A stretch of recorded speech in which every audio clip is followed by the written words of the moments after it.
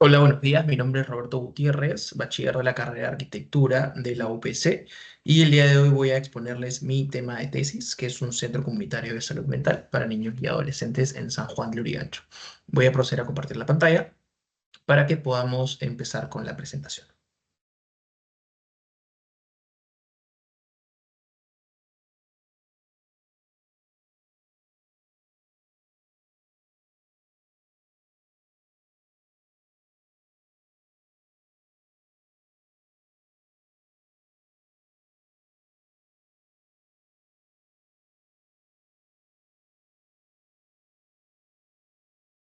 Listo.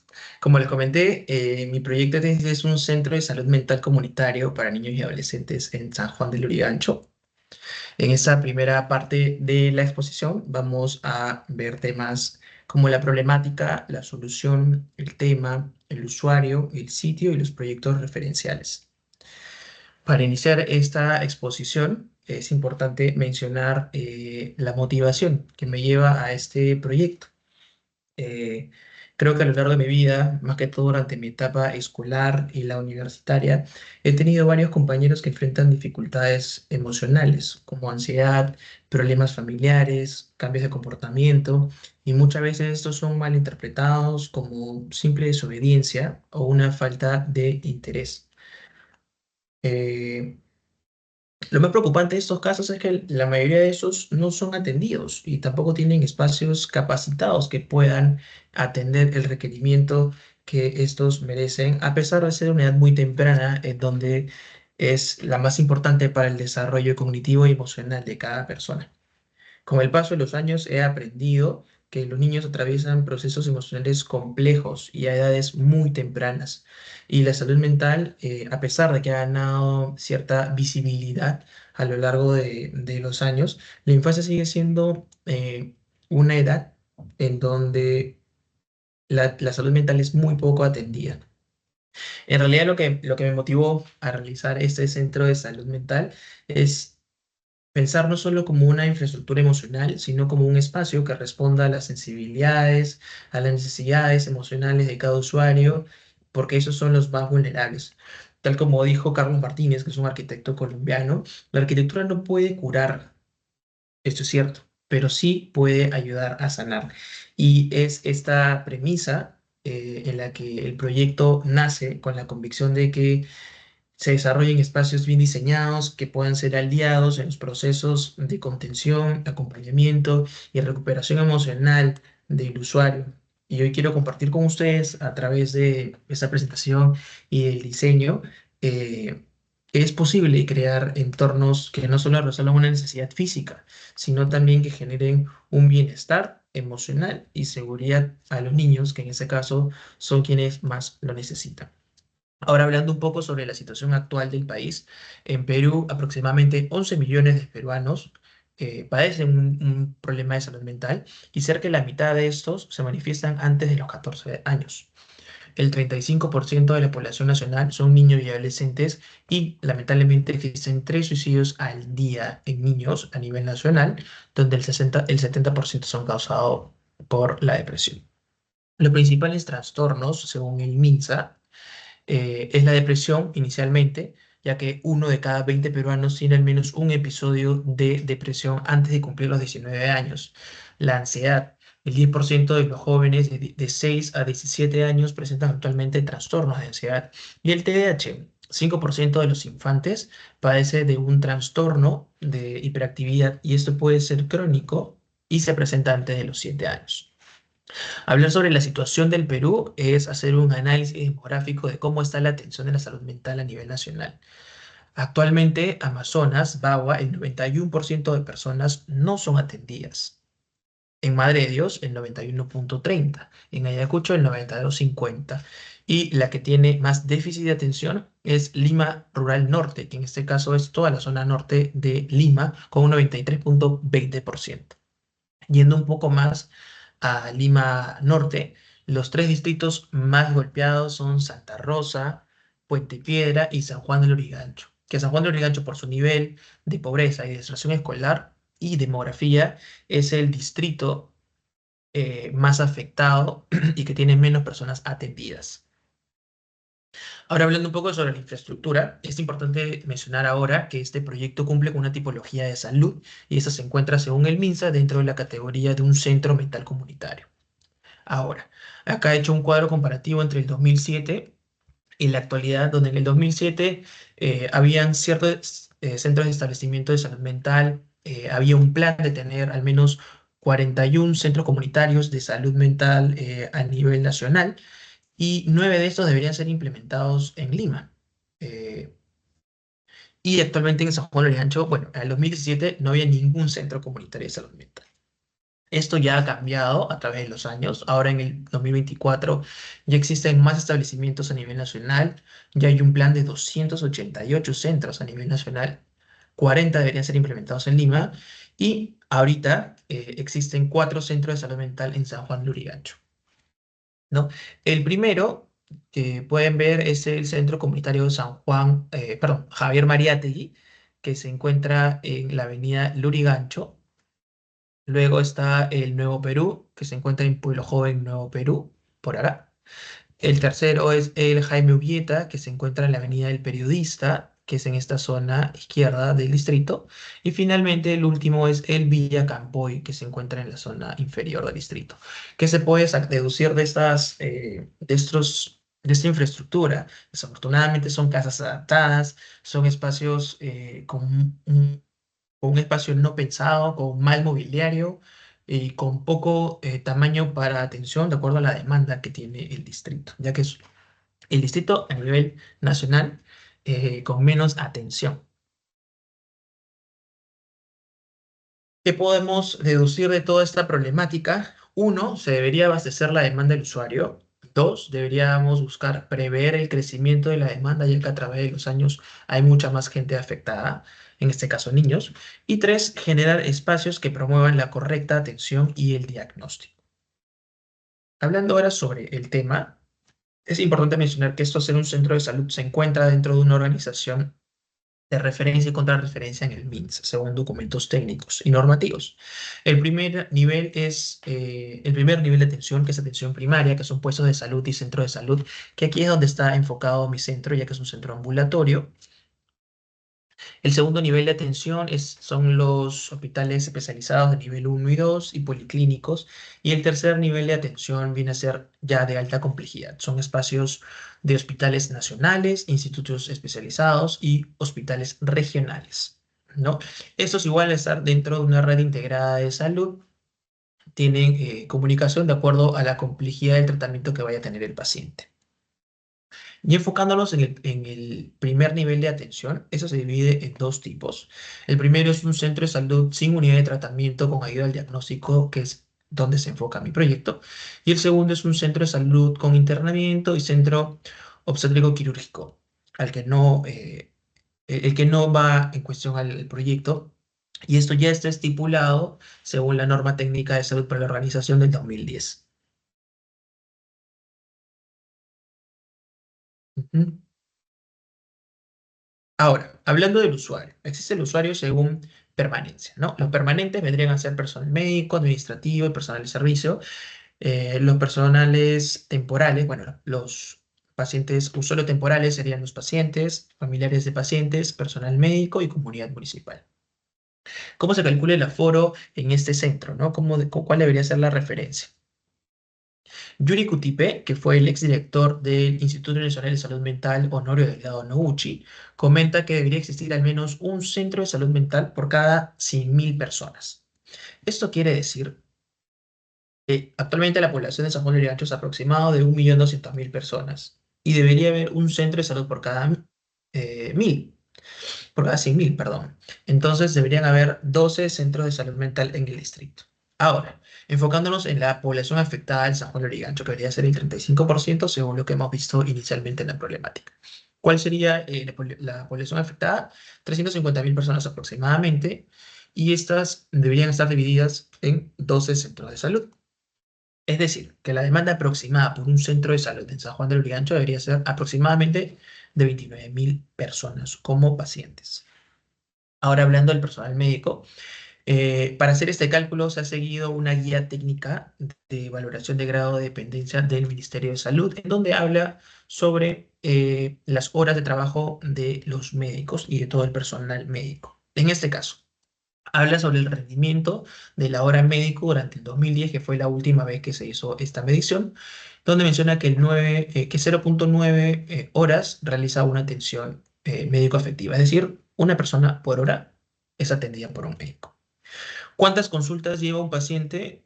Al 2010 la data daba que aproximadamente 4,20 consultas al año, ¿no? Es decir, 5 consultas aproximadamente.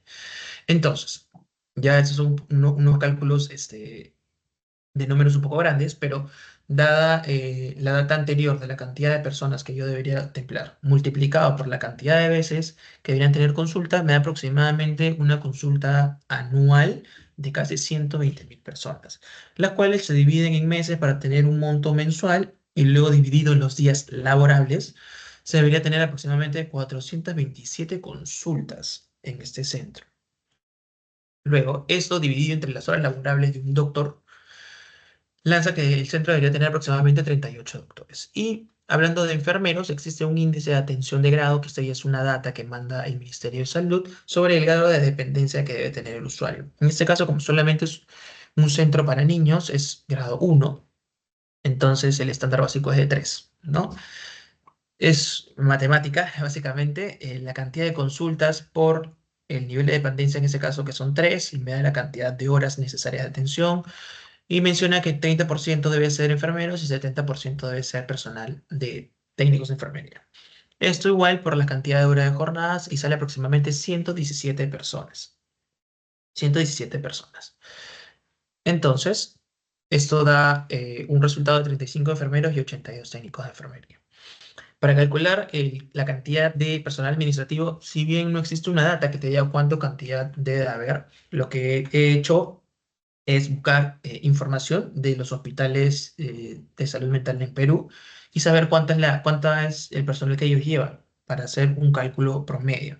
En este caso, el Víctor Larcorrera, que tiene 25 personales de administración técnico administrativos, luego está el psiquiátrico Hermilo Belizán con 83 y finalmente el Noguchi con 107, dando un promedio de 71 personas.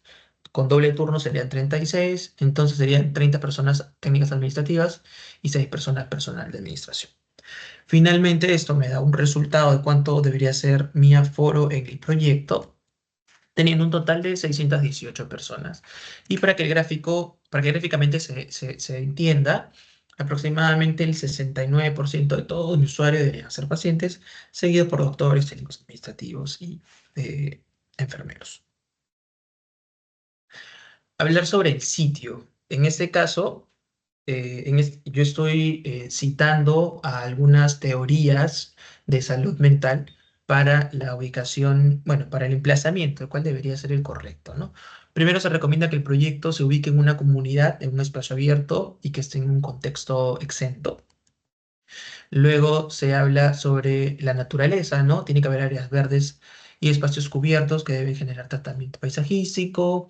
También menciona sobre debe estar lejos de influencia industrial. Se deben considerar espacios que mantengan área libre suficiente para ampliaciones, porque es un espacio de salud. Deberían ser espacios alejados de los edificios institucionales y máximo de 1 a 2 pisos y tener una buena accesibilidad. Toda esa información es rescatada de el Healing Environments, que es una propuesta de Roger Ulrich, The Impact of the Architecture of the Brain, que es de Stenberg and Wilson, y la arquitectura sensible al trauma, de Shapley y Pasha en el 2017. Ese es un poco el macro del sitio, que es un espacio ubicado en San Juan de Lurigancho, donde pueden ver en esta zona las vías arteriales, las vías colectoras, los paraderos del metro y en grandes rasgos donde está ubicado el terreno que más adelante se desarrollará, ¿no? Luego también hemos visto, bueno, identificado y analizado proyectos referenciales para ver cómo esto ayuda a, eh, a la ejecución de un buen diseño.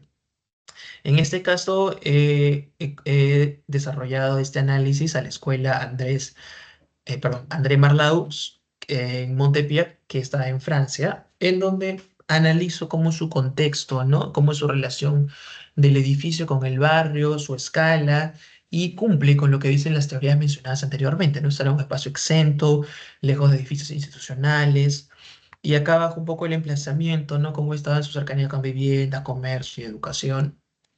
Y finalmente un poco de su composición, ¿no? Cómo es el ritmo, o sea, cómo estos arquitectos que es Dominic Coulon y asociados van desarrollando su propuesta para que los niños se sientan ubicados en esta escuela y acogidos a pesar de la ubicación en la que están. Y también esta plástica, ¿no? Que habla un poco de sus materialidades.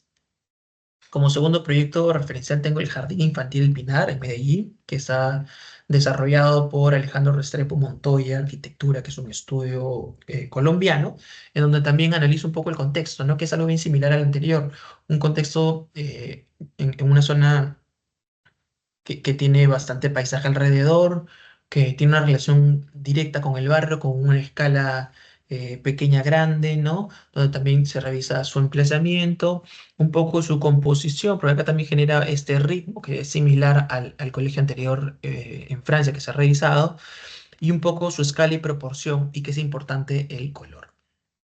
Luego de visto esto, ¿qué puedo obtener como conclusión? Primero, que es bastante importante la escala y la proporción del barrio a la hora de ejecutar un proyecto para niños, ¿no? También tengo que ver el ritmo y la modulación. Acá también entra un poco de color, un poco de cómo debe estar conectados los espacios con las áreas libres. Y eso me da como una primera conclusión, ¿no? Un primer punto de partida de cómo debería ser inicialmente el proyecto.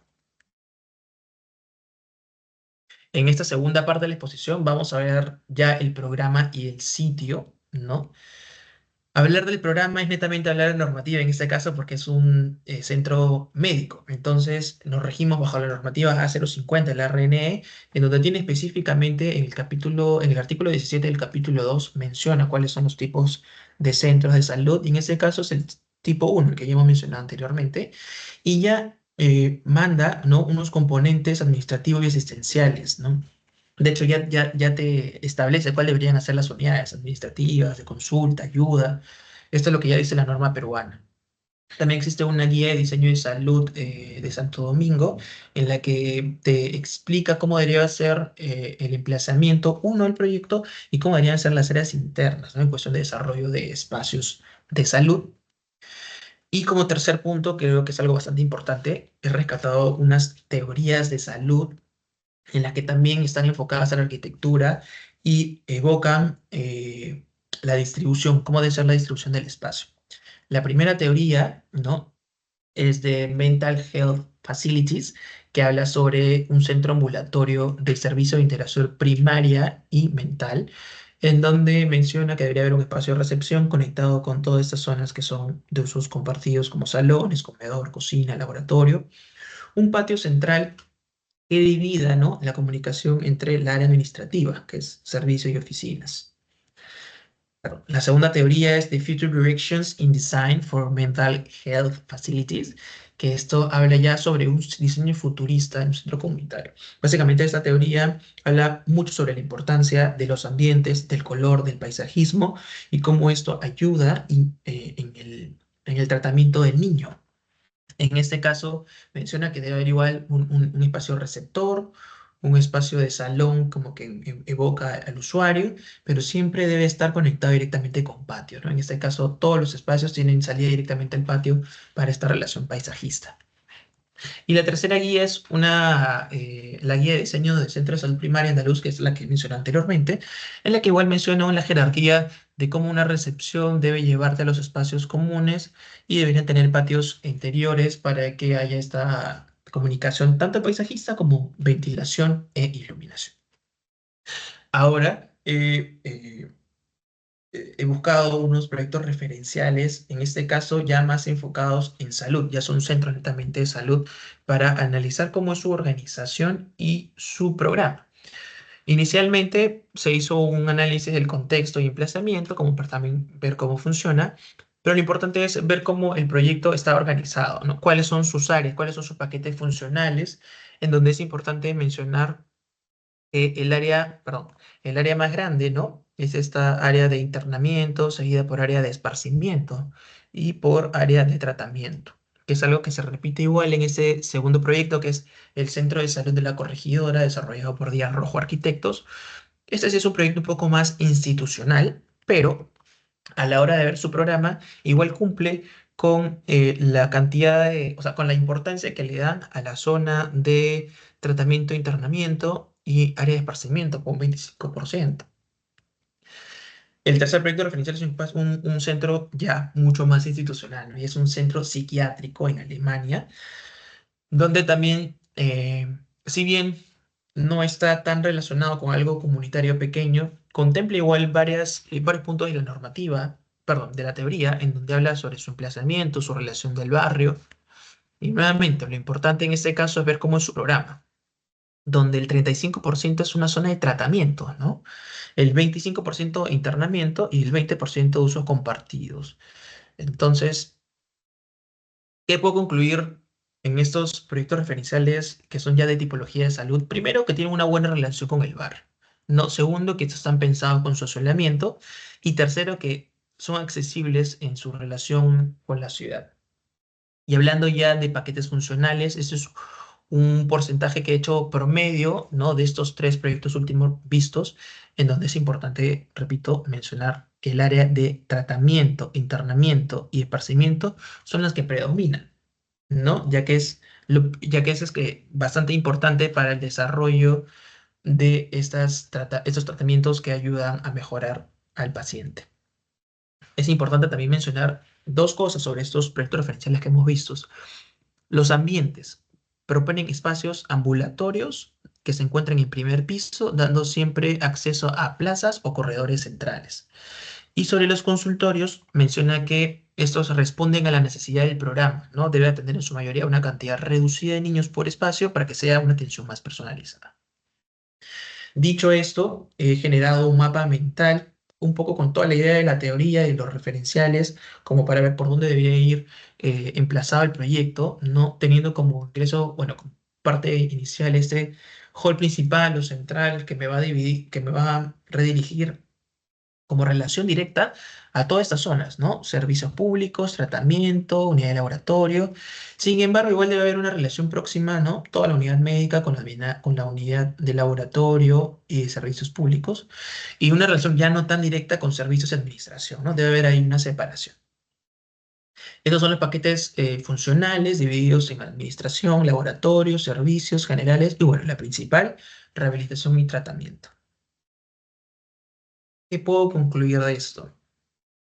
Dicho esto, ya sabiendo el aforo, ¿no? Visto los referenciales y un poco lo que debería yo enfocarme en la norma peruana, me genera un programa, una propuesta de programa, donde la mayoría de espacios debería estar enfocada en la zona de tratamiento y rehabilitación, seguido por los servicios públicos, que vendría a ser como las zonas paisajistas o de esparcimiento, que para hacer una comparativa con el cuadro presentado anteriormente, que este es el cuadro de los referenciales, ¿no? Hay una similitud importante que debo señalar, que es la zona de tratamiento y rehabilitación, que es la zona más importante en la que debería estar enfocada el proyecto. Ahora hablando un poco sobre el sitio, es un poco nuevamente mencionar estas teorías sobre dónde debería estar enfocado, ¿no? El espacio, lo que ya mencioné anteriormente, la teoría del entorno sanador, the impact of the architecture of the brain y la arquitectura sensible del trauma, donde menciona estos factores que debería considerar al elegir un terreno. Y en este caso, hablando ya de San Juan del Urigancho, ese es un mapa en donde se puede ver, ¿no? Cómo es la accesibilidad de esta línea amarilla, son todos los paraderos del Metro de Lima. La línea celeste es una vía expresa amplia, las vías rojas arteriales, ¿no? Y en este segundo bloque, mencionar todos estos puntos verdes son parques o plazas. A ver, si bien San Juan de Lurigancho no tiene mucho área verde, como ven acá en las fotos, se reconoce como estos pampones que al menos tienen un poco de vegetación, pero son considerados dentro del distrito como parques o plazas. Y equipamiento recreativo, que son zonas que tienen algún tipo de juego para niños.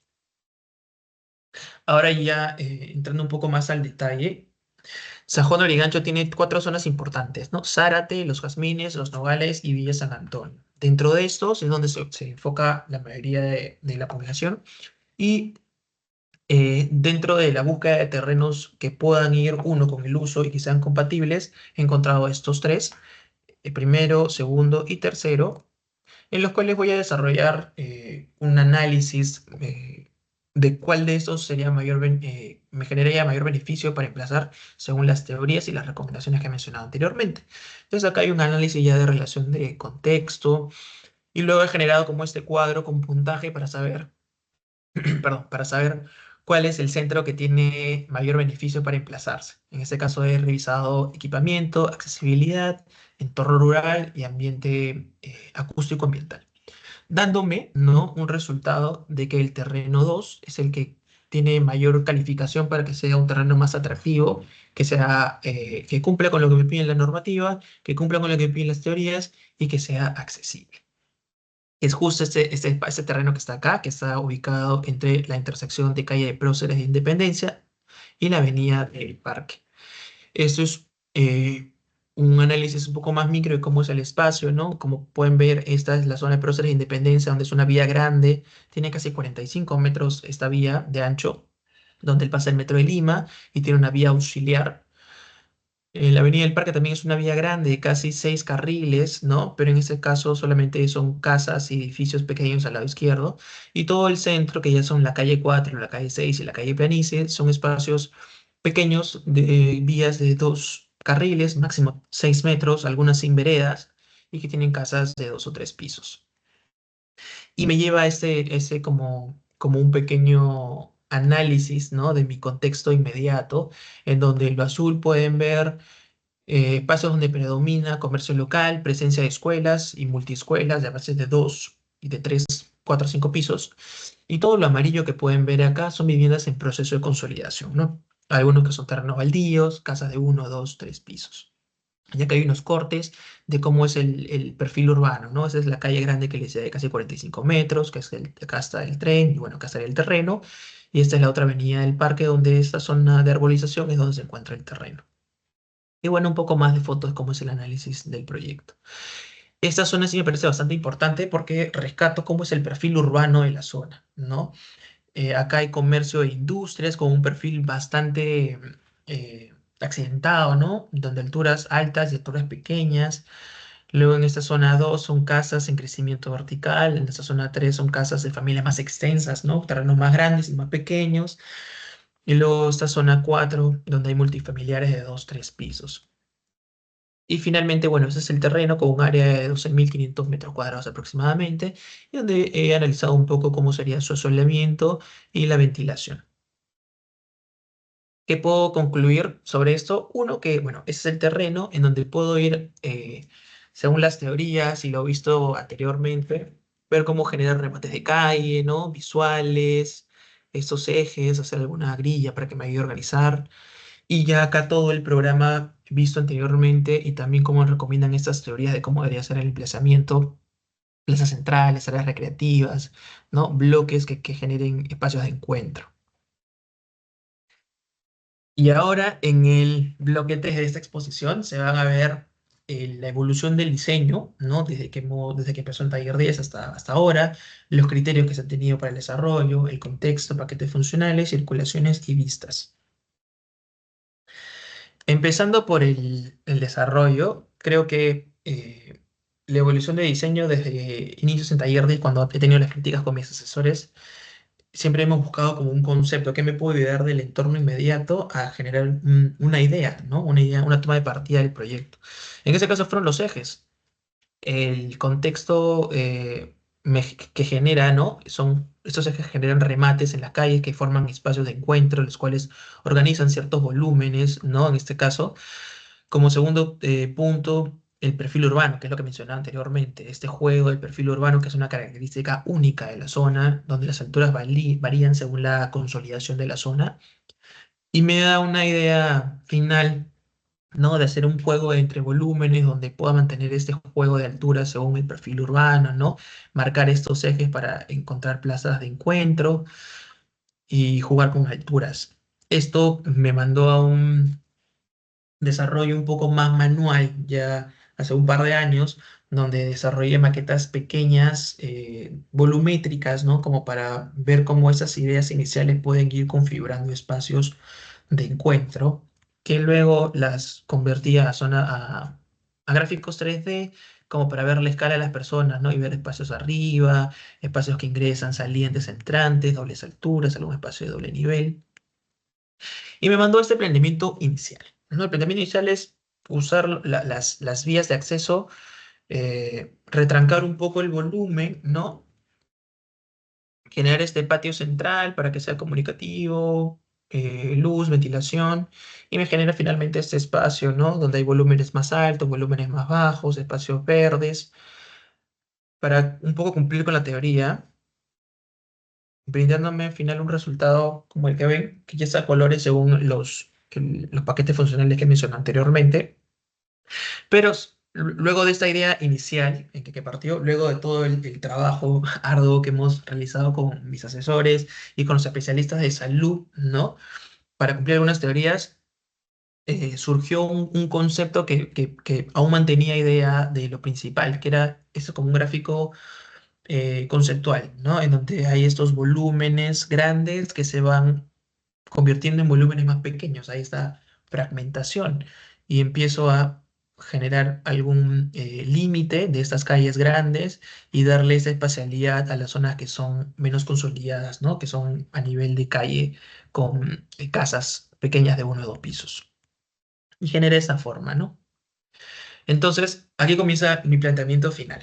En este caso, igual sigo usando los ejes de las calles principales y como son espacios grandes, lo que estoy buscando es retrancar, o sea, retrancarme y generar un bloque, un volumen que me proteja interiormente a todas estas avenidas tan grandes, ¿no? Entonces, viene este volumen en L, que lo que busca es generar este borde, este límite, y que sea alto para que en la parte interna se genere este espacio de comunidad, que es lo que también amerita la teoría.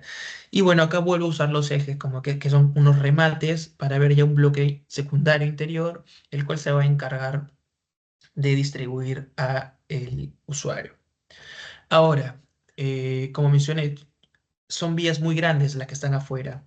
Entonces, decidí retrancar esta zona para darle una plaza de encuentro a la comunidad e interiormente en el bloque también retrancar en ciertas zonas para que haya esta modulación, ¿no? Y aún mantener esta jerarquía de alturas. Dicho esto, los espacios complementarios serían estas zonas paisajistas, llenas de verde, pero aún me falta cómo llego a generar estos espacios pequeños de contención, siguiendo la misma idea de la fragmentación.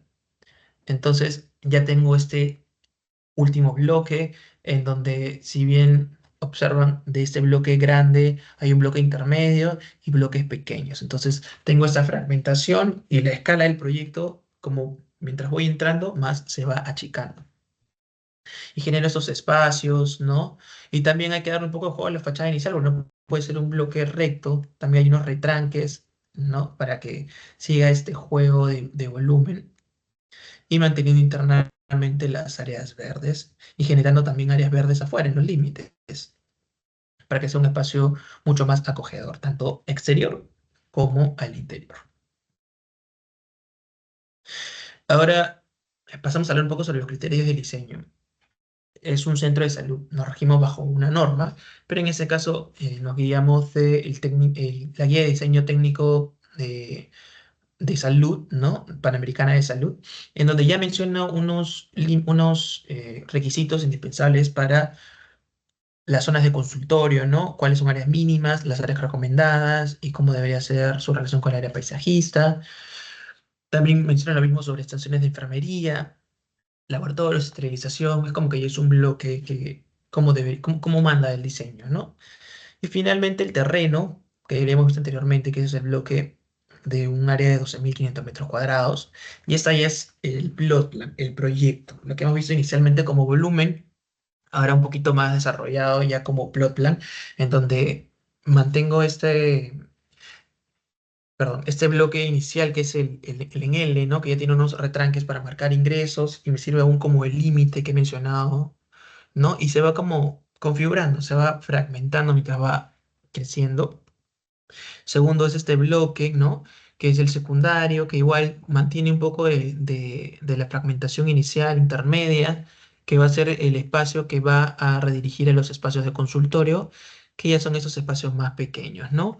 Que ya es el área más, más de comunidad. Y creo que ya esta forma, vista desde arriba, cumple con muchas de las teorías y lo que nos pide en la normativa, ¿no? Tener este espacio de comunidad que esté cerca a toda esta zona verde y que también tenga estos bloques límites para que sientan acogida al usuario. Hablando de paquetes funcionales, he desarrollado este gráfico para ver cómo está dividiendo. En amarillo, la unidad más importante, la que mencioné al inicio que tenía el mayor porcentaje de área, que es la unidad de tratamiento y diagnóstico, donde hay consultorios, áreas psicológicas, áreas de laboratorio. Segundo, las áreas de la unidad de servicios públicos, que es hall de ingreso, cafetería, sala polivalente. Luego una zona de administración y servicios generales, que son las rojas. Y en esta otra lámina se puede ver ya en una vista explotada cómo se diferencian los paquetes según los volúmenes, porque el proyecto solamente contiene dos pisos, tal como nos pide nuestra teoría. Hablando de circulaciones, en rojo he marcado las circulaciones verticales, que son escaleras y ascensores, en donde existen estas dos que llegan al segundo piso. Esa tercera solamente va a sótano. Y de hecho acá es donde ha venido uno de los retos más importantes del proyecto, en el que junto con los especialistas de salud y las personas que me han asesorado, como es un centro de salud, la circulación es bastante importante. No debe haber, no se deben juntar público con privado, médico con paciente en zonas que no sean consultorios, el servicio ni el área pública con zonas de tratamiento. Entonces aquí el desarrollo a lo largo de todo este proceso, eh, en la línea amarilla puedo diferenciar cuál es la circulación del paciente o la familia que ingresa, llega al centro, del bloque principal en L se va al bloque secundario y ya se divide en los bloques interiores que son los consultorios. En esta línea roja pueden ver la circulación del doctor, que se le ha propuesto un ingreso independiente desde la fachada para que llegue a una zona médica y ahí se distribuya por el perímetro del terreno hacia los consultorios. Y es el único lugar donde se encuentra con el paciente, dentro de consulta. Luego está en azul la circulación de los visitantes que solamente ingresan al centro para usar esas áreas de uso público, que es la sala polivalente, cafetería. Y la idea de colocar esta zona en este extremo es que en caso el centro no funcione de noche, estas zonas sociales sí se puedan usar, ¿no? Como una zona de teatro, sala polivalente, cafetería, sí funcionan igual para la comunidad del exterior. Luego en verde pueden ver la circulación personal administrativa, donde se ha mandado a toda la administración al segundo piso para que no tengan contacto con esta zona de comunidad de tratamiento. Y el único espacio de personal de familia que sube al segundo piso son los padres, ¿no? Para esta zona de salud administrativa, donde se ven los seguros, se ven los personales médicos sociales, ¿no? Algo más administrativo o charlas a padres. Y finalmente esa línea negra, que es el ingreso a la zona de servicio que se encuentra en el sótano. En el sótano 1, como pueden ver, ese es todo el área que se está emplazando. En azul les estoy presentando toda la unidad de servicios generales, donde hay espacios de mantenimiento, seguridad y limpieza general. Estos, al estar en sótano, eh, tienen patios con ventilación y iluminación cenital. Y toda la zona que está acá afuera son áreas de estacionamiento, ¿no? Estacionamiento para público y esta es un área netamente para estacionamiento. En el primer piso del proyecto, lo estoy diferenciando por colores para que sea más fácil de revisar. En amarillo se está marcando la unidad más importante, lo que mencioné, la unidad de tratamiento y diagnóstico. En rojo, los servicios administrativos como médico de servicios. Y en azul, el recibidor, que viene a ser el hall de atención, la sala polivalente y la cafetería. Importante mencionar el ingreso principal desde la plaza, ¿no? Que fue este retranque del volumen para que sea un espacio de contenedor que sirva tanto para el que quiera ingresar al centro como para la comunidad externa. exterior. Hay un ingreso secundario en el ala superior, esto básicamente por rutas de evacuación. Y hay un ingreso de médicos netamente para que no haya este cruce de circulación entre diferentes tipos de usuario. Y el ingreso vehicular que es hacia el sótano. Y luego estoy marcando en estas zonas cuáles son las áreas de circulación vertical, ¿no? Las que ya he mencionado anteriormente. En el segundo piso suben las áreas de laboratorio, unidad de diagnóstico, bueno, perdón, de psicología, que es el único espacio que sube, solamente son los únicos dos bloques que suben hasta segundo piso. El resto se mantiene en primer nivel. Luego, finalmente, mencionar estas vistas, ¿no? Que es como para que se le vea ya el gráfico del resultado final del proyecto. Este es el ingreso principal del centro, donde podemos ver esta plaza, este retranque en la plaza para que sea una zona de acogida, tanto para la gente que quiere ingresar al centro, como también para la comunidad. Y todo este retranque, ¿no? Que ha habido en las vías grandes para darle arborización, espacios de mobiliario urbano para que la gente pueda usar y estas calles sea de mayor uso. Y se han propuesto esta fachada con parasoles verticales, que ya más adelante, cuando veamos el expediente, se explicará cómo ha sido el desarrollo de estas fachadas en elevaciones y cortes. Luego es esta vista aérea, que la considero que es de las más importantes, porque conversa mucho en todo lo que hemos mencionado anteriormente, tanto en teorías como referenciales, en esta comunicación de que tienen que ser espacios de comunidad, espacios relacionados con el paisajismo, sin perder la idea inicial de este bloque, ¿no? Que sirve como barrera, que se va fragmentando este bloque secundario y termina en esos bloques inferiores que son los consultorios. Y esta pasarela, ¿no? Que lo que hace es conectar todos los bloques inferiores y viene a ser también el recorrido médico. Esta es una vista interna, ¿no? De una plaza con la fachada de los parasoles. Y este es igual, ese sería el bloque secundario, en donde se comunican con estas pasarelas que te llevan a los bloques de consultorio. Y esta es una vista también aérea, cómo son los consultorios, ¿no? Se han propuesto espacios con ductos cenitales para que ventile, ilumine y genere una sensación de armonía. Y todas estas zonas que conectan directamente con el paisajismo. Eso sería todo.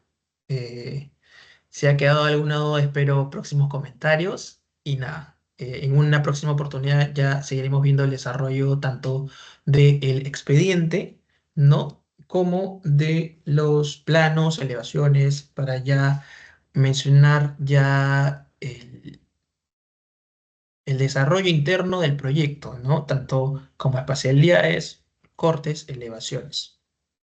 Eso sería todo por mi parte. Muchas gracias.